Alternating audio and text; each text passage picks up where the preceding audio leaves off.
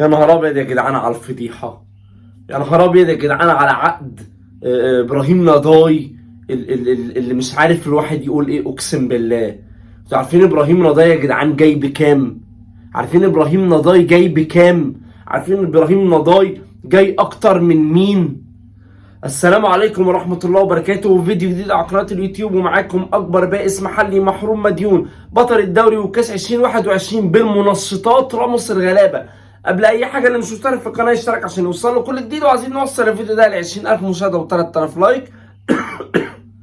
معانا أخبار كتير جدا ومهمة جدا وتسريبات خطيرة جدا، وأهمها وأولها عقد إبراهيم نضاي الضخم جدا، والزمالك واخد الدوري بمنشطات، وهقول لك الدليل.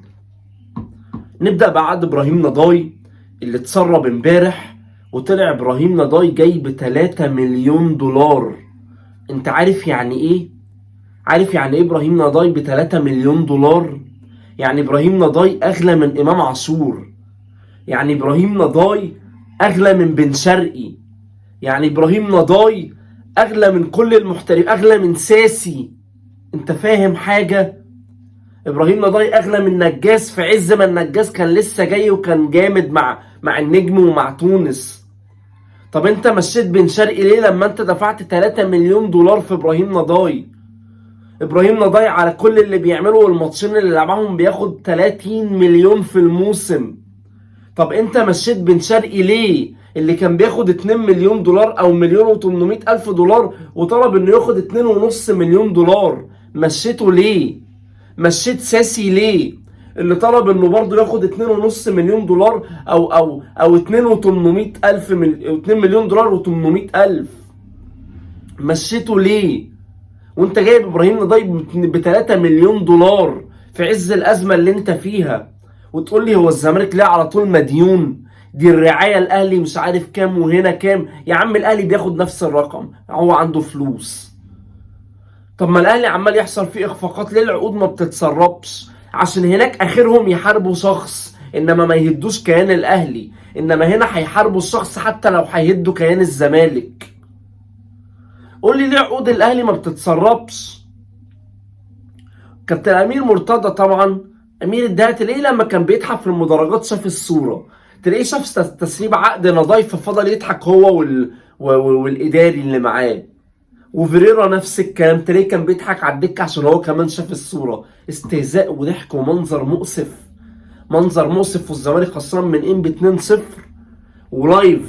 ولايف الزمالك خسران لايف، وفيريرا كان بيضحك وامير كان بيضحك. اكيد شافوا تسريب عقد نضاي. ولسه سامسون اللي جايبينه ب 2.5 مليون دولار، ونضاي اللي جايبينه ب 3 مليون دولار. امال احنا ليه يا جدعان مشينا الناس دي؟ ليه امام عاشور مكسرين نديله 10 مليون في السنه وبنديله 5؟ يعني نضاي ده بياخد اكتر من امام، يعني نضاي ده بياخد اكتر من بن شرقي بعد التجديد كمان. ده بن شرقي كان عايز 2.800. انا مش عارف اقول ايه، اقسم بالله على الزمالك والنفق المظلم اللي الزمالك دخل فيه. وادي الكابتن جمال عبد الحميد على قناة الزمالك سايب اللعيبة وسايب المدير الفني وسايب حارس المرمى وسايب الإدارة وسايب الصفقات الفاشلة، وبيقول لك مخرج ماتشنا النهاردة أهلاوي ورفض إعادة ضربة جزاء لينا غير مرة واحدة ومن مكان بعيد، ودي مش سماعات. وبقول للسيدة نائبة رئيسة التلفزيون تحقق معاه. يا راجل حتى لو جالنا 7 ضربات جزاء هنخسر برضو. يا عم جات لنا ضربة جزاء جبنا جون 2-1، يا عم اتعادلنا، ما هو التعادل اخفاق برضو. انت بتقول ايه؟ يا عم اتحسب لنا ضربة جزاء الماتش الجاي، مفيش ضربات جزاء هنخسر، هنرجع لضربات الجزاء تاني. انا بالنسبة لي الزمالك واخد الدوري بالاحتواء وبالمنشطات وبكل حاجة وبالحكام. وقول اللي انت عايز تقوله قوله يا جدعان. ده هي نفس الفرقه اهي، هو المدير الفني اهو، استقرار فني واداري اهو، ومرتضى معاك. ازاي الفرقه دي من مركز اول بناشئين بدون صفقات، وبالصفقات يبقوا كده؟ ازاي بالصفقات احنا مركز خامس بدون مؤجلات؟ ازاي احنا بالصفقات اخير في افريقيا؟ ازاي بنفس اللعيبه اللي خدت الدوري وزودنا عليهم صفقات، زودنا عليهم 13 صفقه؟ ازاي يبقى كان في حاجه السنه اللي فاتت؟ انا عايز اعرف ازاي يا فيريرا. ما هو انت بتكمل سبوبه ان انت تتنازل عن المساعدين بتوعك، ده مش فيريرا مبدئيا. انت واحد جاي تقضي عقدك وتمشي، ان انت تضحك كده وانت خسران، لا ده مش فيريرا. طب قول لي بنفس اللعيبه دي ازاي خسران الدوري؟ اللعيبه دي كانت بتاخد منشطات، قول لي صارحني، حد يقول لنا يا جدعان. اللعيبه دي كانت بتاخد منشطات، ما احنا خدنا الدوري ازاي؟ اقنعني طيب، انا عايز اقتنع.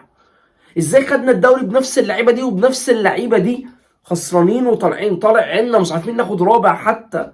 هتقول لي طب ما لعيبه الاهلي دي خدوا 2 افريقيا ورا بعض. هقول لك ماشي يا سيدي، خدوا 2 افريقيا ورا بعض و2 سوبر افريقي و2 كاس عالم للانديه، وثالث سنه وصلوا نهائي افريقيا على التوالي. عملوا لفتره طويله 3 سنين شغالين. هقول لك فيهم اللي كبر، فيهم رامي ربيعه كبر، ايمن اشرف كبر، علي معلول كبر، السوليه كبر، لعيبه كبرت، الشناوي حتى كبر في سبب احلال وتجديد. انما انت ايه؟ الجيل ده شوف بقاله قد ايه. الجيل ده من ايام رمضان صبحي ما كان لسه في الاهلي وعبد الله السعيد. الجيل ده قديم برضه اللي في الاهلي، عايز يتعمل له احلال وتجديد، خلي بالك. احنا بقى ايه؟ كلنا شباب، كل الموجودين في الزمالك شباب. ازاي الجيل ده لسه بادئ اصلا ينتهي؟ ده لسه بادئ. قول لي خدنا الدوري ازاي؟ ملهاش حل غير كده. هي ملهاش حل غير كده. ملهاش حل غير ان احنا خدنا الدوري بالمنشطات والحكام. امال ازاي طيب؟ ده ما عداش كام شهر. لا، وامير الدهاء بقى بيقول لك ايه؟ اسمع دي الله يبارك لك، عشان احنا بنوجب مع اخواتنا وبنبيع لهم بالمصري مش بالدولار. امير الدهاء بيقول لك عند بيع مصطفى محمد في 2022 ب 6 ملايين دولار، كان سعر صرف الدولار 15 جنيه، فكسبنا اكتر من 80 مليون جنيه. ولكن عند بيع امام عاشور ب 3 مليون دولار، رغم مش ب 3 مليون دولار، هو ب 2 و700 مليون دولار. امام عاشور ب 3 مليون دولار، كان سعر الصرف اكتر من 30 جنيه، فوصلت قيمه الصفقه لاكتر من 90 مليون جنيه. هو انت بتبيع بالمصري؟ تعالى لي هنا. يا نهار ابيض على البؤس. هو انت بتبيع لي بالمصري؟ هو انت بتبيع لهم بالمصري؟ يعني دلوقتي لما حد يجي يشتري منك هتقول له لا يا عم، انا هبيع لك ب1.5 مليون دولار بس عشان الدولار وصل 30 جنيه. احنا مالنا وصل كام؟ اللاعب ده يسوى 10 مليون، هيفضلوا 10 مليون ان شاء الله الدولار يبقى عامل 600 جنيه. انت بتبيع لهم بالمصري؟ انت كده امير الدهاء فعلا فعلا. انت كده امير الدهاء فعلا. دي كارثه، ده التصريح ده كارثه كارثه. ومستغربين ان نضاي جاب 3 مليون دولار، وان مصطفى شلبي بزيهم، وان سامسون بزيهم. عليه العوض في الزمالك. بس كده، ده كان فيديو النهارده. قبل اي حاجه، اللي مش مشترك في القناه يشترك عشان يوصله كل جديد، وعايزين نوصل الفيديو ده ل 20,000 مشاهده و3000 لايك. السلام عليكم.